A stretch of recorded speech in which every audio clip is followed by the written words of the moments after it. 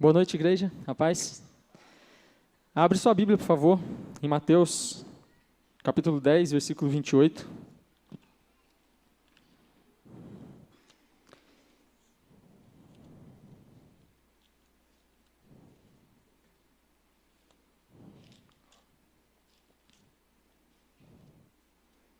Vamos orar? Senhor, nós somos gratos ao Senhor por este momento, nós somos gratos ao Senhor por esse instante em que nós vivemos agora, onde nós podemos louvar ao Senhor, engrandecer o Teu nome, falar para o Senhor aquilo que nós temos em nosso coração, para o Senhor, que em nome de Jesus, Pai, o Senhor continue nos conduzindo durante todo este culto e que nós possamos aprender mais sobre o Senhor agora, neste momento, Pai. Abra os nossos corações, a nossa mente, faça com que todo o nosso entendimento esteja cativo ao Senhor, Pai, para que nós possamos aprender mais do Senhor nesta noite. É a oração que nós fazemos em nome de Jesus Cristo. Amém. Amém? Mateus 10, versículo 28, vamos ler, diz assim: Não temais os que matam o corpo e não podem matar a alma.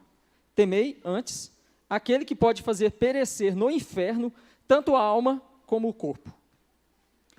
Eu gostaria de falar hoje, eu quero falar hoje com vocês, com a igreja, sobre uma doutrina que talvez ela não é muito falada, até porque é um assunto um pouco pesado, mas que eu particularmente entendo que seja muito importante a igreja saber, porque é um assunto que está na palavra de Deus, e se está na palavra de Deus, é algo que nós precisamos conhecer, que nós precisamos saber, que nós precisamos estudar, que nós temos que ter no nosso coração a consciência do que é, para que serve, por que o Senhor Jesus falou, por que a palavra de Deus ministra aos nossos corações a respeito desse assunto.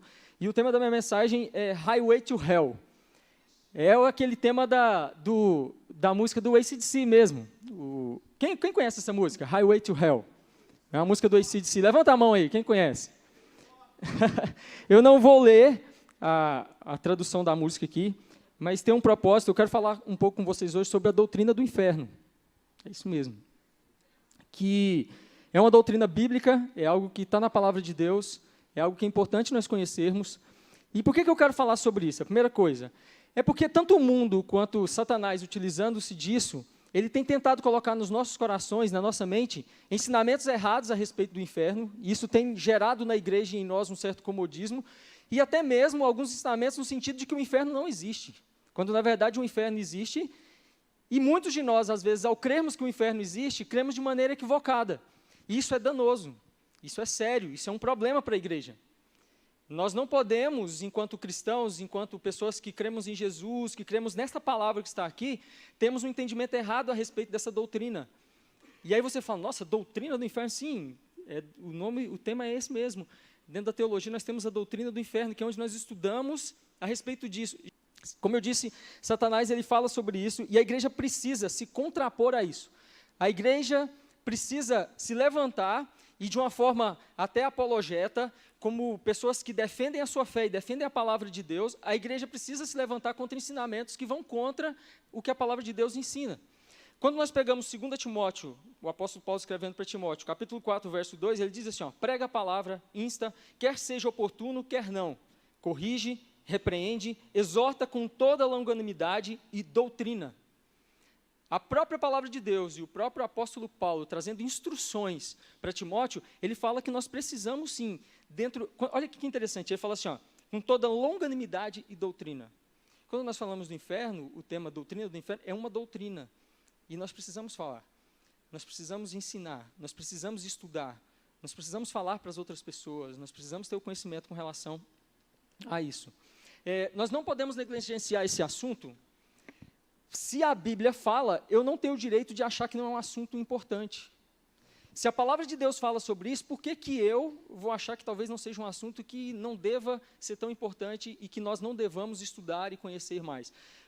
Timóteo também, 2 Timóteo 3,16, Paulo diz assim, toda a Escritura é inspirada por Deus e proveitosa para ministrar a verdade, para repreender o mal, para corrigir os erros e para ensinar a maneira certa de viver. Toda a Escritura. Inclusive, eu aproveito aqui para fazer uma observação, existem também ensinamentos errados aí fora. Inclusive, essa semana eu vi um vídeo de um youtuber que se diz cristão e que, na verdade, ele traz até alguns assuntos interessantes, às vezes eu vejo algumas coisas lá, mas ele tem um entendimento bastante errado no que diz respeito à palavra de Deus.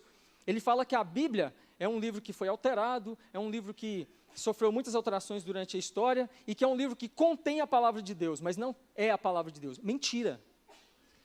Se nós crermos assim, nós estamos falando que nós temos um Deus muito fraco, um Deus que não conseguiu sequer manter a sua palavra intacta. Não, eu creio num Deus soberano que conseguiu sim, que manteve sim a sua palavra intacta. Ela não foi alterada. Eu creio que isso aqui é a palavra de Deus, de Gênesis a Apocalipse. Ela é completamente a palavra de Deus. Ela não contém a palavra de Deus. Ela é, na sua totalidade, a palavra de Deus. Porque quando eu digo que ela apenas contém, eu estou dizendo que existem partes que não são palavra de Deus. E não é assim.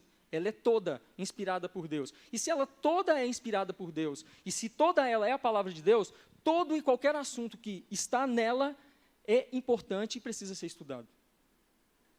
Tudo, absolutamente tudo. Por quê? É para o nosso ensino, é para a nossa instrução, é para que nós não pereçamos, é para que nós não venhamos a cometer erros, como o próprio texto aqui diz, para que nós saibamos a maneira correta de nós vivermos, como fugirmos daquilo que é errado.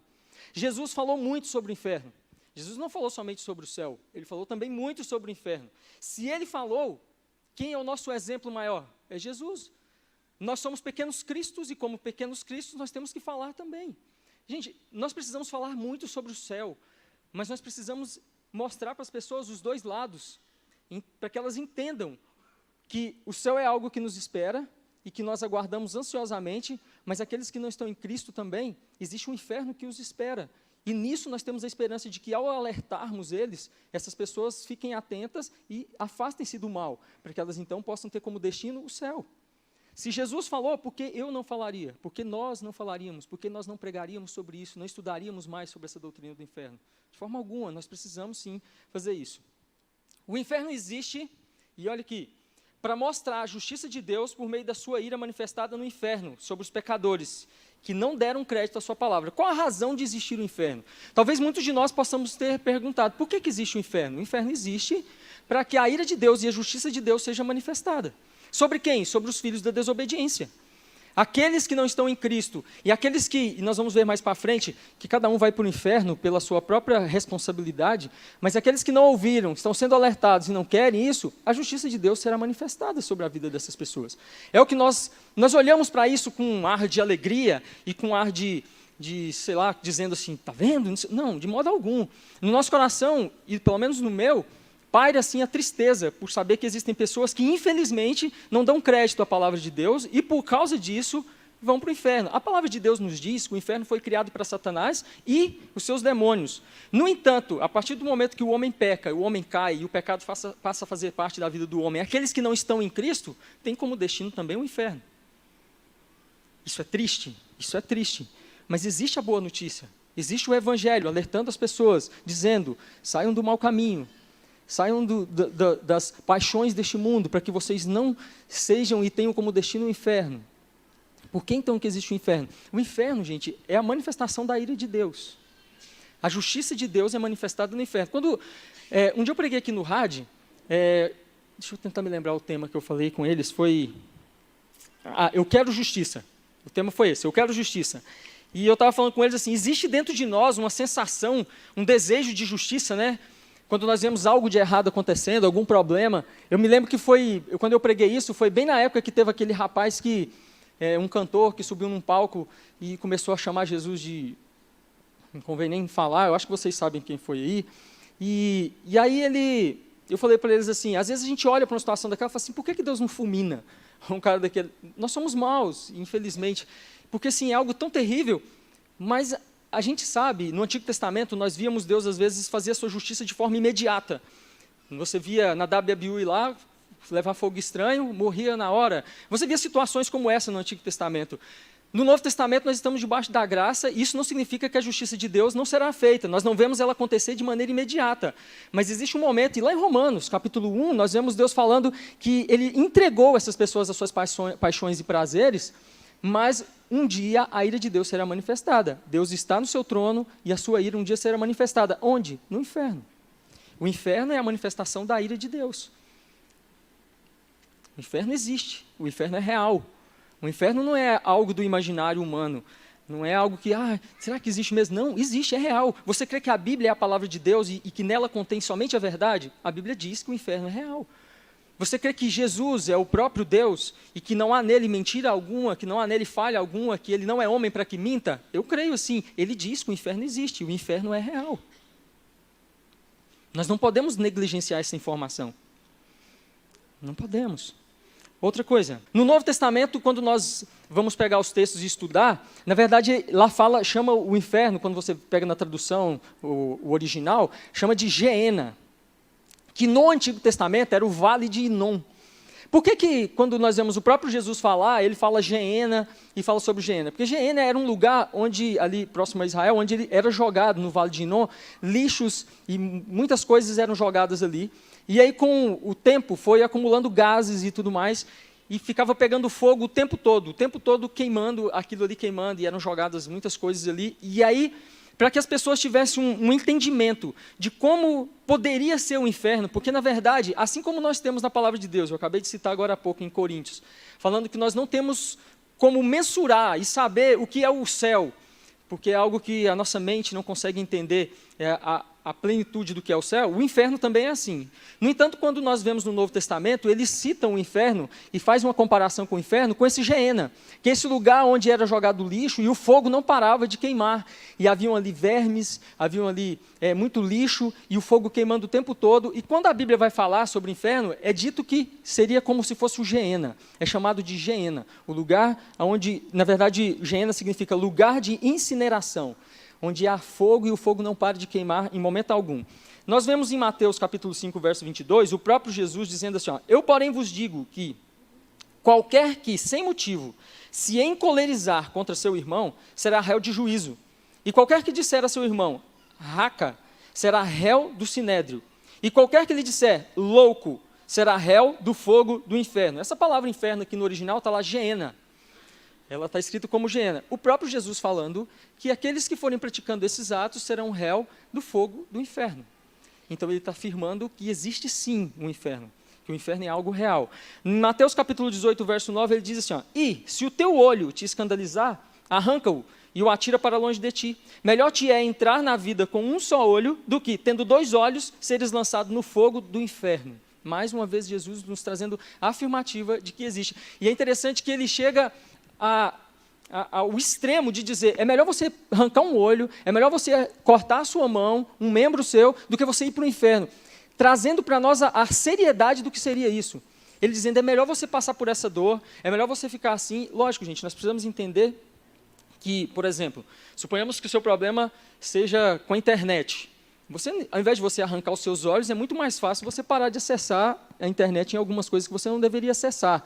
Mas aqui nós vemos uma linguagem bastante extrema para que nós possamos entender a seriedade do que é ir para o inferno. É muito melhor, Jesus falando, seria muito melhor nós perdermos alguns membros, perdermos os olhos, do que irmos para o inferno. É algo real. Se fosse algo que não fosse real, vocês acham que Jesus chegaria ao extremo de dizer isso? De forma alguma. De forma alguma. O inferno, outra coisa, é a habitação derradeira, é a última habitação daqueles que foram entregues ao castigo eterno no julgamento final. Vai haver um julgamento final, todos nós vamos comparecer diante do trono de Deus, e nós vemos no Apocalipse o apóstolo João tendo essa visão, e é algo maravilhoso.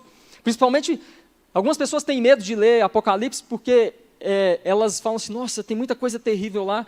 Se nós estivermos com a nossa vida em Cristo, na verdade, nós vamos ver coisas belas, nós vamos ver as promessas de Deus para as nossas vidas. No entanto, realmente tem coisas terríveis ali, como, por exemplo, falando sobre esse julgamento final, e o apóstolo João tem essa visão do julgamento final. E essa é a última habitação daqueles que não estiverem em Cristo.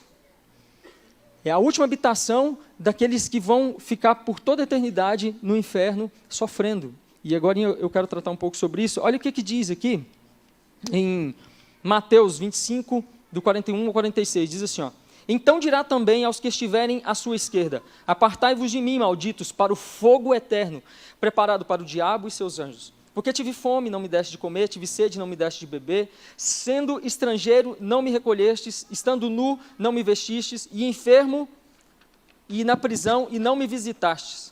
Então, eles também lhe responderão, dizendo, Senhor, quando te vimos com fome, ou com sede, ou estrangeiro, ou nu, ou enfermo, ou na prisão, e não te servimos? Então lhes responderá, dizendo, em verdade vos digo que quando a um destes pequeninos o não fizestes a mim. E irão estes para o tormento eterno, mas os justos para a vida eterna. Em Apocalipse 20, versículo 11 ao 14, traz um texto semelhante também, falando sobre essa questão. E no verso 13 diz assim, ó, e deu o mar os mortos, e nele havia, e a morte e o inferno deram os mortos que neles havia, e foram julgados cada um segundo as suas obras, e a morte e o inferno foram lançados no lago de fogo, que é a segunda morte, que a Bíblia vem nos dizendo a respeito disso daqui. É real. É descrito como um lugar, e aí nós vemos a Bíblia trazer algumas descrições. Como eu disse, assim como nós não temos condição de saber o que é o céu, a complexidade, a grandiosidade do que é o céu, a Bíblia nos diz que tem ruas de ouro, a Bíblia nos diz que as paredes são crivadas de pedras preciosas, os muros, mas o inferno também, a Bíblia nos dá um pequeno vislumbre do que seria, mas nós sabemos que é algo que eu imagino que não possa ser descrito por palavras apenas. Tamanho é o tormento, também quão terrível seria. Mas algumas das descrições que a Bíblia nos traz é que seria um lugar de fogo e escuridão. Em Judas, versículo 7, diz assim, ó, de modo semelhante a este, Sodoma e Gomorra e as cidades em redor se entregaram à imortalidade e a relações sexuais antinaturais, estando sob o castigo do fogo eterno. Eles servem de exemplo. O mesmo Judas, versículo 13, diz assim, ondas bravias do mar que espumam as suas próprias sujidades, estrelas errantes para as quais tem sido guardada a negridão das trevas para sempre. A Bíblia também nos diz que é um lugar de choro e ranger de dentes. Mateus capítulo 8, verso 12, diz assim, ó, e os filhos do reino serão lançados nas trevas exteriores, ali haverá pranto e ranger de dentes. Mateus 22, 13, disse então o rei aos servos, amarrai-os de pés e mãos, levai-os e lançai-os nas trevas exteriores. Ali haverá pranto e ranger de dentes. A Bíblia nos diz que é um lugar de destruição. Ela nos diz que é um lugar de tormento. Lucas capítulo 16, versículo 23 diz assim, ó, e no inferno ergueu os olhos, estando em tormentos, e viu ao longe Abraão e Lázaro no seu seio. Deixa eu fazer uma observação aqui. Isso aqui é a parábola do rico e Lázaro. Na verdade, nós falamos como parábola, mas dentro da teologia existe um entendimento que talvez isso aqui não fosse uma parábola, mas Jesus estivesse contando algo que realmente aconteceu. Por quê? Porque se nós pegarmos todas as parábolas de Jesus, em nenhuma ele cita nomes. No entanto, nessa parábola, ele cita o nome de Lázaro. Então, há um entendimento de que Jesus ele não está simplesmente contando uma história, mas Jesus, na sua onisciência, sendo o próprio Deus, ele está contando algo que realmente aconteceu. Existiu um Lázaro, existiu um rico, e diante de toda aquela situação, esse Lázaro foi para o seio de Abraão, o rico foi para o inferno, e Jesus está contando para eles o que realmente havia acontecido. Mais uma situação que, o meu entendimento, na verdade, com relação a isso, é de que realmente isso aqui não seja apenas uma parábola. Principalmente quando nós vamos analisar todas as outras parábolas e nós vamos ver que realmente em todas as outras parábolas Jesus não traz essa riqueza de detalhe ao ponto de citar nomes, ao ponto de dizer o nome das pessoas que estão sendo narradas naquelas parábolas. Eu entendo que Jesus realmente está contando um fato, algo que ele havia visto, presenciado, e nisso ele está nos alertando, ele está nos dizendo. Só uma observação, gente, quando nós falamos da parábola do rico e Lázaro, só uma observação, esse rico aqui é um rico avarento. Não estou aqui generalizando essa situação.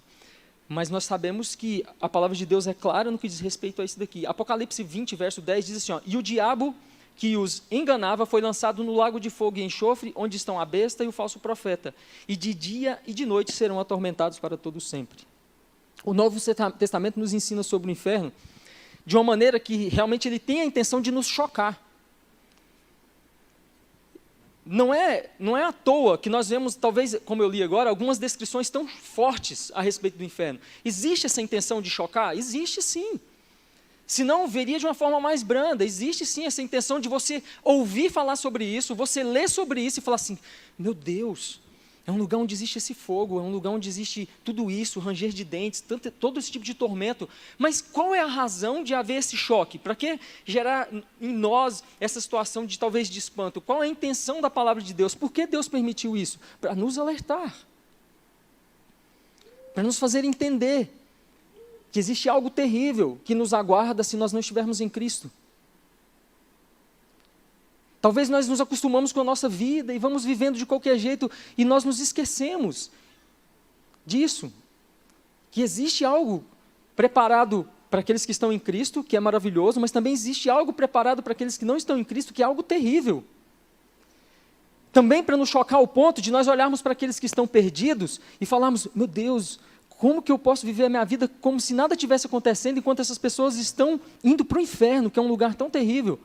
Precisa me chocar nesse ponto, de eu olhar para as pessoas e eu querer que elas não tenham como destino o inferno. É por isso que a Bíblia faz isso. O inferno é um castigo consciente e eterno, é interminável. E é consciente. Ninguém vai perder a consciência no inferno. A Bíblia é clara quanto a isso. Judas, no verso 13, que eu citei agora há pouco, diz isso. Que nós não perderíamos essa consciência. Apocalipse 20, 10 fala sobre isso, que seria algo, um tormento eterno, que não vai acabar. Existem alguns ensinos a respeito do inferno, e agora eu falei sobre isso, no começo, que são ensinamentos errados e heréticos, e que infelizmente faz com que as pessoas vivam no comodismo, e a Bíblia não ensina sobre isso, como por exemplo, sobre a libertação do inferno, ou purgatório. Isso não existe, de você ir para o inferno, e aí se nós fizermos, isso não é uma doutrina que está inserida dentro da igreja protestante, da igreja evangélica, mas nós sabemos que tem muitas pessoas que têm esse conceito, e talvez saem da denominação que entende isso, e vêm para cá e ainda fica com esse pensamento, não existe isso. O tempo para nós entendermos a palavra de Deus e buscarmos a verdade e Cristo é enquanto estamos vivos. Depois que morreu, acabou. É somente o juízo final. Não existe isso de sair do inferno e existir um purgatório. Existe a doutrina do aniquilacionismo. Dentro de denominações consideradas evangélicas, existe esse ensinamento. Qual que é? Não, Deus não seria mal desse tanto. Somente os que são salvos vão viver eternamente, mas aqueles que forem para o inferno vão ser aniquilados. Não é isso que a Bíblia diz. Isso é mentira. A Bíblia diz que vão viver eternamente em sofrimento. Assim como aqueles vão viver eternamente, vivendo as alegrias e o gozo de estar com Deus. Mas a partir do momento que você pensa assim, não, vai ser aniquilado, talvez isso gere um comodismo. Falar, se eu não for para o céu, pelo menos eu não vou ficar sofrendo. Não é isso que a Bíblia diz. Isso é um ensinamento errado. Outro ensinamento que é errado a respeito disso, o universalismo. Quem assistiu o filme A Cabana? Levanta a mão, ou leu o livro. Aquele filme tem esse ensinamento herético que fala para nós e ensina para nós sobre o universalismo. O que é? Não, no final das contas, todo mundo vai para o céu, ninguém vai para o inferno. Somente Satanás e os seus demônios que vão para o inferno. Deus é tão amoroso, o amor dele é tão grande e infinito, que no final das contas, independente se você tem Cristo ou não, se você vive uma vida reta diante dele ou não, vai todo mundo para o céu. Mentira também. Não é isso que a Bíblia diz. Nós acabamos de ler vários textos aqui que dizem que aqueles que não estiverem na palavra e vivendo do modo correto vão para onde? O amor de Deus é infinito, é grandioso, sim, mas o amor de Deus não passa por cima da sua justiça. Ele é amoroso, mas ele também é justo. E seria um ato de injustiça a palavra dele dizer que eu preciso de Cristo para ser salvo e viver em retidão, e no final das contas aqueles que não viveram e não buscaram a Cristo forem também para o mesmo lugar. Isso é um ato de injustiça. E nosso Deus é justo. Eu quero que as pessoas vão para o inferno? Não, mas Deus é justo. Essa doutrina que diz, não, universalismo, A Cabana, depois assiste novamente o filme A Cabana e presta atenção. No final das contas lá, tem um monte de coisa errada naquele filme, mas no final das contas lá ele fala sobre isso, e fala, a mulher lá que faz o papel de Deus, que eu já não concordo, fala lá que todo mundo vai para o céu. Mentira, isso é mentira, isso é engano. Você sabe que isso gera muito comodismo na vida das pessoas. Cara, se você sabe que no final das contas, e acredita que no final das contas, independente do que você faça, você vai para o céu, para que você vai procurar viver uma vida de santidade? Para que você vai procurar a palavra de Deus, ler a Bíblia, viver de acordo com o que Cristo nos ensinou? No final das contas vai todo mundo para o céu, vamos aproveitar a Bíblia aqui. Isso, você sabe quem que prega isso? É o satanismo, que prega o humanismo, ou seja, aproveita a vida à vontade. Entregue sua vida aos prazeres. Essa carne é o hedonismo, é você satisfazer a sua carne o máximo possível. É isso que essa doutrina ensina. Não, no final das contas vai todo mundo para o céu. Mentira. Outra coisa, a reencarnação. Não existe. Vocês sabem disso, nós sabemos disso. É uma doutrina errada. É uma doutrina que prega que não, se você não viver uma vida certa aqui, você vai reencarnar de novo, até o ponto de você conseguir ir reencarnando, até chegar à plenitude, você ir para um lugar muito bom e maravilhoso, e ali você se tornou um ser de luz perfeito. Mentira, a Bíblia não nos ensina isso. o texto base para esse ensinamento, que é o texto onde Jesus fala de nascer de novo, ele está falando de nascer de novo espiritualmente, você morrer para o pecado e nascer nele. Não está falando de nós ficarmos reencarnando e nascendo de novo. O inferno é real. Outra coisa, o inferno não é a ausência de Deus, mas é a presença de Deus em ira. A Bíblia é clara quanto a isso. Outra coisa aqui, olha que a Bíblia diz para nós aqui em Hebreus 12, 29, assim, ó, porque o nosso Deus é um fogo consumidor. É um fogo consumidor. Todos os que vão para o inferno vão pela sua própria escolha. Os incrédulos são julgados porque se recusaram a reconhecer Jesus como seu Senhor. Eles rejeitaram Jesus. A palavra de Deus oferece Cristo. João capítulo 3, versículo 18 a 21, faz essa oferta de Cristo, mostra, quem crê nele não é condenado, mas quem não crê já está condenado, porquanto não crê no nome do unigênito Filho de Deus. Se você crê nele, não há condenação, mas se você não crê, logo a responsabilidade é minha e sua. Ninguém tem o direito de jogar a culpa em Deus. O evangelho está sendo pregado. Jesus se fez homem e ele já morreu por nós. Existe a soberania de Deus, Deus é soberano, mas existe a responsabilidade humana. O homem é responsável pelos seus atos. Todos os que vão para o inferno vão pela sua própria responsabilidade, porque eles escolheram assim. Romanos 1, 18 diz assim, ó, porque do céu se manifesta a ira de Deus sobre toda a impiedade e injustiça dos homens, que detêm a verdade em injustiça. Romanos 1, 28 diz, e como eles não se importaram de ter conhecimento de Deus, assim Deus os entregou a um sentimento perverso, para fazerem as coisas que não convêm. Esse texto aqui de Romanos, inclusive, fala sobre Deus se manifestando, que é a revelação geral, Deus se manifestando por meio da sua criação. E isso torna tanto a mim quanto a você indesculpável diante de Deus e qualquer outra pessoa, porque Deus já tem se manifestado através da revelação geral, e mais do que isso, nós temos Deus se manifestando através da revelação especial, que é a palavra de Deus. Gente, hoje, a coisa mais fácil que tem é nós termos acesso à palavra de Deus, por meio da internet, de tantas formas, nós somos indesculpáveis diante de Deus. A palavra está sendo pregada. Nós sabemos que existe um Deus e a palavra é clara quanto a isso, nós precisamos crer em Cristo. A Bíblia ensina sobre o inferno como um propósito de chamar as pessoas para aceitarem com gratidão a graça de Cristo que salva do castigo eterno. Por que a Bíblia ensina isso? Nos convidando a aceitar a graça. E fazer isso com muita gratidão, entendendo do que nós estamos sendo livres, libertos. Nós estamos sendo libertos pela graça de Deus, da ira de Deus, que é manifestada no inferno. Quando a Bíblia nos ensina sobre o inferno e nos mostra a graça de Deus, isso é para que nós olhemos e falemos, como é maravilhoso esse nosso Deus. Porque por meio de Cristo Ele me liberta daquilo que seria algo tão terrível para mim, que eu poderia passar a eternidade. Quando a Bíblia ensina sobre isso, é para que eu valorize mais ainda o amor de Deus, é para que eu valorize mais ainda o sacrifício de Jesus. Quando eu entendo o que é o inferno, quando eu olho para a palavra de Deus e vejo que o inferno é real, que é algo que traz dano para a vida daqueles que vão passar a eternidade lá, não conseguem morrer, choro, ranger de dente, e é disso que Ele está me livrando, que Ele está me libertando. Isso tem que gerar gratidão no meu coração. Isso me mostra o quanto o sacrifício de Cristo é algo maravilhoso. Isso é um convite, é Jesus nos convidando, é a palavra de Deus nos convidando a reconhecermos sim Jesus como o único Senhor e Salvador das nossas vidas e vivermos todos os dias em santidade, porque esse tempo aqui é muito curto. Se você viver 100 anos é pouco tempo, é pouquíssimo tempo, comparado à eternidade. Às vezes eu falo com os meninos, ele tenta imaginar a eternidade. Não acaba nunca. E tenta imaginar um pouco, não acaba, e continua, e não acaba. E aí? Vale a pena você viver de qualquer forma aqui, e depois passar a eternidade em sofrimento? Não vale. Vale a pena você se dedicar aqui e passar a eternidade em gozo e alegria na presença de Deus. Isso sim vale a pena. Jesus falou sobre o inferno para nos alertar e nos conduzir ao arrependimento que nos leva ao céu. Vocês já viram aquele ditado que diz assim, ó, quem avisa amigo é? Já viram aquele ditado? Jesus avisou porque Ele realmente é o nosso verdadeiro amigo. Ele nos ama. Jesus poderia simplesmente ter falado assim, vocês precisam me obedecer, está aqui os meus mandamentos e vivam em santidade. Se fizerem isso, vocês vão para o céu. Ele não tinha a menor obrigação, porque Ele é Deus, Ele é soberano, de nos alertar a respeito do inferno. Não tinha. Ele é soberano, Ele faz o que Ele quiser. Se Ele não quisesse, e ninguém poderia falar nada. Ninguém poderia falar assim, mas o Senhor não falou que existia inferno, e daí? Ele poderia simplesmente ter falado, me obedeçam e pronto, mas não. Ele nos avisa, ele nos mostra na sua palavra que existe o inferno, ele alerta, ele dá alguns detalhes a respeito do que seria o inferno. Por quê? Porque ele é nosso amigo. Ele sim é o nosso verdadeiro amigo, ele está nos alertando.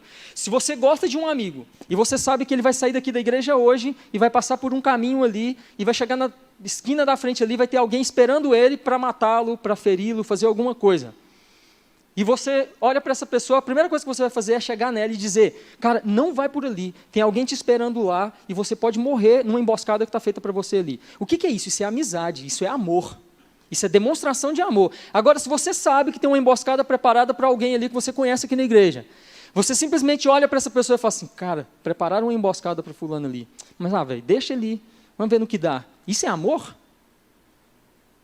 Isso não é amor. Amor é quando eu aviso. E o que Jesus está fazendo aqui é demonstrando o seu amor por nós, nos avisando. O que Deus está fazendo na palavra, quando Ele nos fala sobre isso, é demonstrando o seu amor por nós, nos avisando. Existe um lugar terrível, que se vocês não estiverem em mim, é o lugar que os aguarda. Estejam atentos, abram os olhos de vocês. João capítulo 3, 17 e 18 diz assim, porque Deus enviou seu Filho ao mundo, não para que condenasse o mundo, mas para que o mundo fosse salvo por ele. Quem crê nele não é condenado, mas quem não crê já está condenado, porquanto não crê no nome do Filho unigênito de Deus. 1 Timóteo 2, 3, 4 diz assim, porque isto é bom e agradável diante de Deus nosso Salvador, que quer que todos os homens se salvem e venham ao conhecimento da verdade. João 14, 1, 3, não se turbe o vosso coração. Credes em Deus e crede também em mim. Na casa de meu pai há muitas moradas. Se não fosse assim, eu vou-lhe teria dito. Vou preparar-vos lugar. E quando eu for e vos preparar lugar, e virei outra vez, e vos levarei para mim mesmo, para que onde eu estiver, estejais vós também. Esse é o desejo do coração do Senhor. É por isso que a Bíblia nos alerta sobre o inferno. Ele nos alerta, mas Ele está preparando morada para nós. Outro dia eu preguei aqui sobre a oração sacerdotal de Jesus, e na oração sacerdotal ele fala ele fala assim, eu oro para que eles estejam lá comigo, e vejam a minha glória. É o desejo do coração de Cristo para as nossas vidas. E quando eu prego sobre isso daqui, quando eu falo sobre isso daqui, qual é a razão principal? Primeiro é nos alertar, nos mostrar que o inferno é real, que o inferno existe, que é uma doutrina bíblica, que nós precisamos estudar, nós não podemos ser negligentes, mas principalmente nos alertar, nos acordar, como nós estamos vivendo.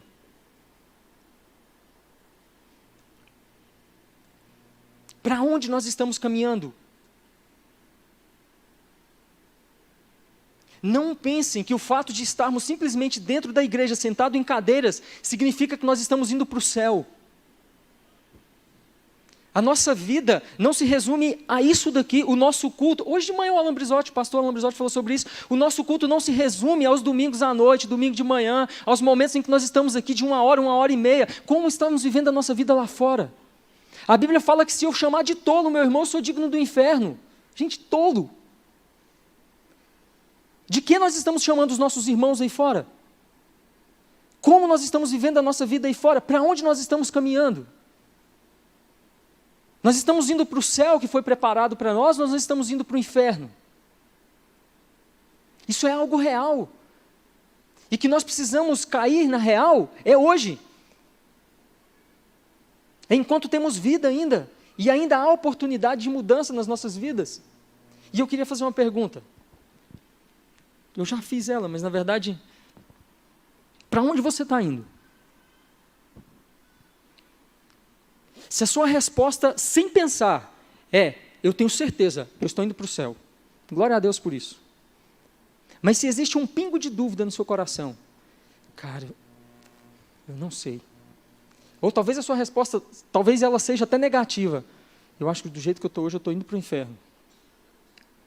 Essa mensagem é para te alertar. É para te dizer que o inferno é real, mas ele não precisa ser o seu destino. O inferno é real, mas o seu destino pode sim ser o céu. E o simples fato de você estar aqui hoje é uma prova cabal de que Cristo te ama e Ele te trouxe aqui para que você ouvisse e para que, caso você não esteja caminhando para o céu, hoje é o dia de você fazer isso. Eu queria que vocês colocassem de pé. Pastor.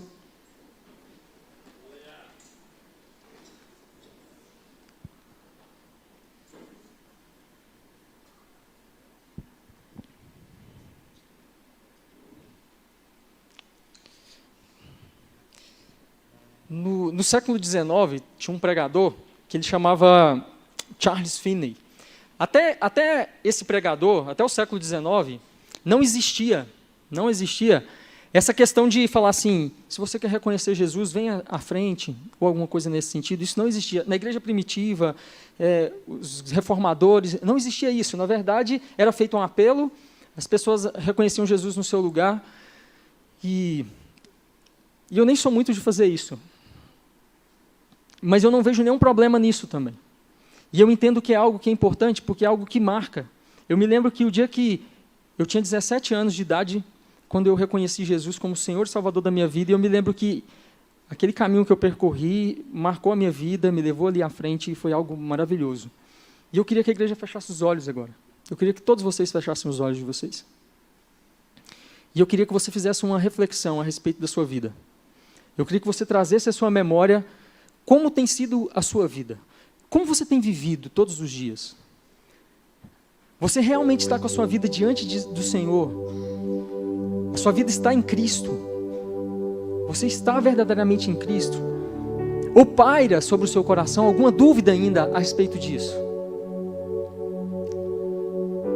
Eu perguntei agora há pouco, qual é o seu destino? Você tem certeza de que você vai para o céu? Se você não tem certeza, não é simplesmente esse ato agora que vai te levar para o céu, mas ele é um começo, é o primeiro passo. Porque você tem uma atitude de vir e falar, eu reconheço Jesus como Senhor e Salvador, mas você vai continuar vivendo, e aí é um processo, é uma caminhada de santificação, todos os dias, até nós sermos glorificados. Mas é o primeiro passo, e eu queria que toda a igreja permanecesse de olhos fechados. E se a sua resposta, quando eu perguntei, se você tem como destino o céu, foi negativa, dizendo, não, eu acho que não, meu destino hoje é o inferno. Ou se você não sabe dizer se você tem como destino o céu ou o inferno, e você pode ter certeza, porque a Bíblia diz que o Espírito Santo de Deus testifica com o nosso. Se você tem alguma dúvida, eu queria que você saísse do seu lugar, e eu queria que você viesse aqui à frente, para nós orarmos por você, e que você, reconhecendo Cristo, reconhecendo Jesus como o único suficiente Salvador da sua vida. O Ministério de Louvor vai estar ministrando louvor aqui. E eu queria que, se houver alguém, eu queria que você viesse para nós orarmos por você.